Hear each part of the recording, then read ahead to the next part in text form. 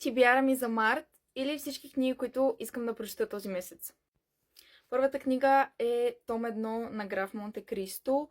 Тъй като книгата започнах през февруари, обаче не я довърших, се надявам да я довърша март.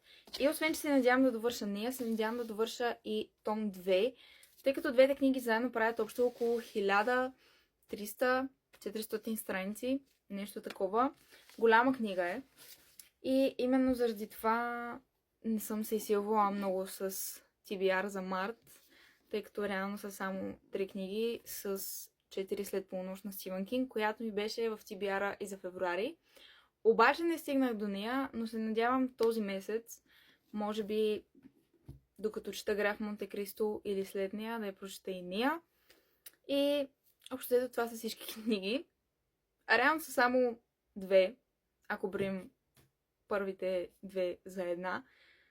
Обаче тя е доста голяма книга, така че може би няма да се силя с други книги този месец. И може да ми напишете в коментарите кои са книгите, които вие планирате или ви се иска да прочетете през март.